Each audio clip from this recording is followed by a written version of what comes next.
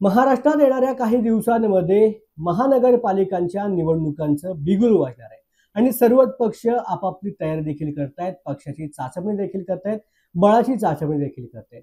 तर दुसऱ्या बाजूला महायुतीने आपण येणारी महानगरपालिका निवडणूक ही एकत्रच लढणार असल्याचं मत व्यक्त केलंय। मात्र असं असतानाच आता ठाण्यामध्ये शिंदेंना मोठा धक्का बसणार असल्याचं बोललं जातंय। कारण उपमुख्यमंत्री एकनाथ शिंदे यांचा ठाणे हा बालेकिल्ला असतानाच ठाण्यामधील महानगरपालिका निवडणूक आता भाजप स्वबळावरती लढणार असं मत नवनिर्वाचित जिल्हाध्यक्ष संदीप लेले यांनी व्यक्त केले। ठाणे महानगरपालिकेवरती भारतीय जनता पार्टीच्या कमळाचा झेंडा आम्ही फडकवणार असं मत यावेळेला संदीप लेले यांनी व्यक्त केले। भारतीय जनता पार्टीचे आमदार संजय केळकर, आमदार निरंजन डावखरे आणि माजी अध्यक्ष संजय वाघोले यांनी भारतीय जनता पार्टीचे नवनिर्वाचित अध्यक्ष संदीप लेले यांच्या निवडीच्या कार्यक्रमाचं आयोजन केलं होतं। त्याच वेळेला अध्यक्षपदाची म्हणजे ठाणे शहर जिल्हा अध्यक्षपदाची जबाबदारी स्वीकारल्यावरती संदीप लेले यांनी हे महत्त्वाचं वक्तव्य केल्याचं पाहायला मिळते। त्यामुळे आता शिवसेना शिंदे गटाला भाजपकडून मोठा फटका बसणार असल्याचं देखील बोललं जातंय। लढवण्याचा दावा केलाय, कसं बघताय? काय आहे, खूप कार्यकर्ते बीजेपीत आले।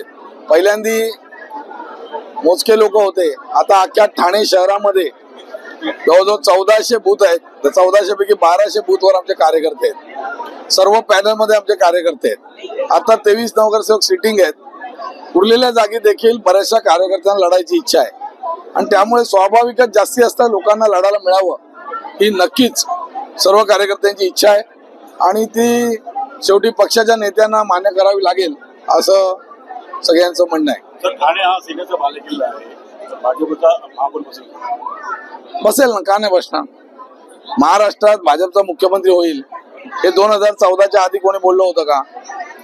त्यामुळे काय होणार काय नाही होणार हे बरोबर नाही। जनता सर्वोपरी आहे।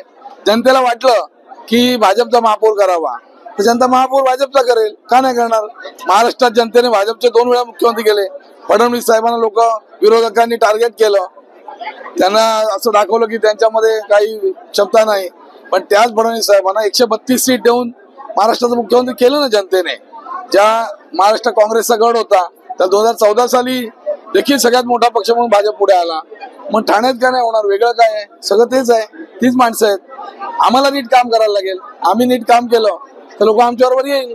आम्ही कुठे कमी पडत असतो तर लोक येणार नाहीत। आमची जबाबदारी आहे ती महापौर आमचा बनवणं आणि लोकांनी मतं देणं ही आमची जबाबदारी आहे। आम्ही ती पार पाडू।